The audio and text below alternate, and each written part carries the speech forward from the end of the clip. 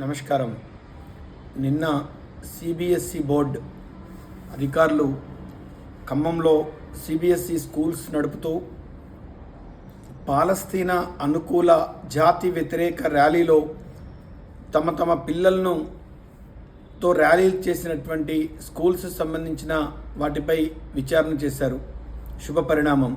అయితే ఏదైతే స్కూల్స్ ముఖ్యంగా హార్వెస్ట్ పబ్లిక్ స్కూల్ ఒక అధినేత అయిన రవి మారుత్, తర్వాత బీబీఎం స్కూల్ కాంతారావు, ఇంకా కొన్ని స్కూల్స్ రమణారావు, ఇట్లా ఎవరైతే దీనికి నాయకత్వం వహించారో, ఎవరైతే పసి హృదయాలపై ఈ యొక్క దేశ వ్యతిరేక భావజాలాన్ని నూరిపోస్తూ భావి భారత పౌరులను ఈ దేశ వ్యతిరేక శక్తులుగా తీర్చిదిద్దేటటువంటి ఒక కుట్రలో భాగస్వాములు అవుతున్నటువంటి విద్యాసంస్థల యాజమాన్యాలు ఎవరైతే ఉన్నారో వాళ్ళందరిపైన గతంలో స్టేట్ బోర్డ్, సెంట్రల్ బోర్డ్, అదేవిధంగా హ్యూమన్ రైట్స్, ఎన్ఐఏ వంటి అన్ని సంస్థలకు కంప్లైంట్ ఇవ్వడం జరిగింది.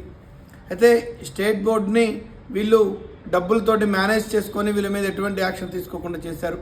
ఇంకా కొన్ని ఎన్ఎస్ఎస్ వంటి సంస్థలను కూడా డబ్బులతోటి అధికారులను మేనేజ్ చేశారు. ఈరోజు నిన్న సిబిఎస్ఈ బోర్డు కూడా విచారణ జరిగింది.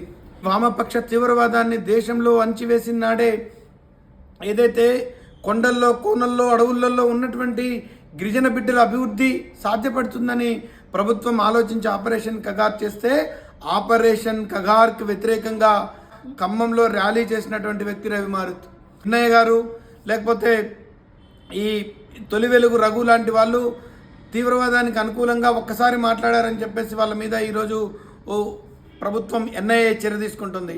మరి రవి మారుత్ లాంటి వ్యక్తులు తీవ్రవాదానికి అనుకూలంగా తన విద్యా సంస్థలను వాడుకుంటా ఉంటే వాళ్ళ మీద ఇంతవరకు అరెస్టులు లేవు. ఖచ్చితంగా దేశ వ్యతిరేక శక్తుల చేతుల్లో విద్యా సంస్థలు ఉంటే దేశానికి ప్రమాదం. ఈ దేశ వ్యతిరేక తీవ్రవాద భావజాలాన్ని ఆ విద్యాలయాల్లో చదువుతున్నటువంటి విద్యా సంస్థల మీద రుద్దుతున్నటువంటి వ్యక్తులపైన వెంటనే ఎన్ఐఏ చర్య తీసుకోవాలా. సిబిఎస్ఈ బోర్డ్ వాటిని, ఆ స్కూల్స్ని సీజ్ చేయాలి.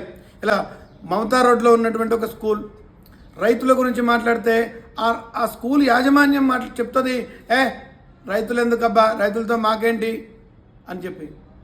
అంటే కనీసము ఈ దేశం యొక్క ప్రధాన ఆర్థిక స్రవంతి అన్నం పెట్టేటటువంటి వ్యవసాయాన్ని ఇంత చులకనగా మాట్లాడేటటువంటి వ్యక్తులు చేతులలో విద్యా సంస్థలు ఉన్నాయి.